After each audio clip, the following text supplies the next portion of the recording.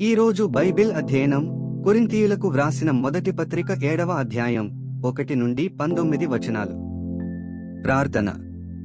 ప్రియమైన దేవా, మీ వాక్యాన్ని అధ్యయనం చేయడానికి మాకు సమయం ఇచ్చినందుకు ధన్యవాదాలు. మేము మీ వాక్యాన్ని విన్నప్పుడు మా మనస్సులను పునరుద్ధరించండి మరియు మాకు అవగాహనను ఇవ్వండి. యేసు నామములో ఆమెన్. కొరింథీయులకు వ్రాసిన మొదటి పత్రిక 7వ అధ్యాయం. మీరు వ్రాసిన వాటి విషయము స్త్రీని ముట్టకుండుట పురుషునికి మేలు. అయినను జారత్వములు జరుగుచున్నందున ప్రతివానికి సొంత భార్యయుండవలెను, ప్రతి స్త్రీకి సొంత భర్తయుండవలెను.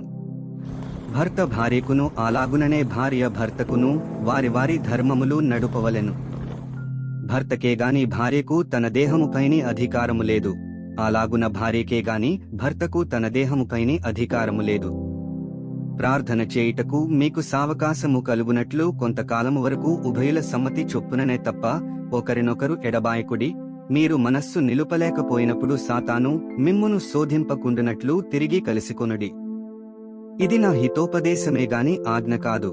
మనుష్యులందరూ నావలే ఉండగోరుచున్నాను.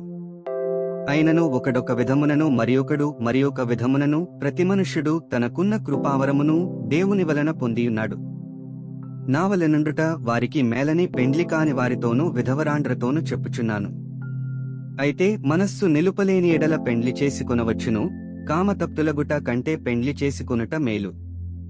మరియు పెండ్లి అయిన వారికి నేను కాదు, ప్రభువే ఆజ్ఞాపించునదేమనగా, భార్య భర్తను ఎడబాయకూడదు.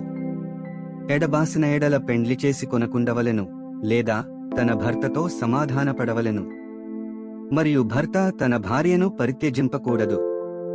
ప్రభువు కాదు, నేనే తక్కిన వారితో చెప్పునదేమనగా, ఏ సహోదరునికైనను అవిశ్వాసురాలైన భార్యయుండి ఆమె అతనితో కాపురము చేయ నిష్టపడిన ఎడల అతడు ఆమెను పరిత్యజింపకూడదు.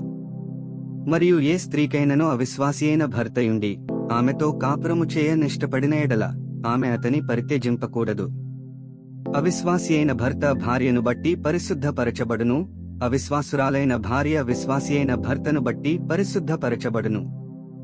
లేని ఎడల మీ పిల్లలు అపవిత్రులయ్యుందురు, ఇప్పుడైతే వారు పవిత్రులు. అయితే అవిశ్వాసి అయిన వాడు ఎడబాసిన ఎడబాయవచ్చును. అట్టి సందర్భములలో సహోదరునికైనను సహోదరికైనను నిర్బంధము లేదు. సమాధానముగా ఉండుటకు దేవుడు మనలను పిలిచియున్నాడు. ఓ స్త్రీ, నీ భర్తను రక్షించెదవో లేదో నీకేమి తెలియను? ఓ పురుషుడా, నీ భార్యను రక్షించెదవో లేదో నీకేమి తెలియను?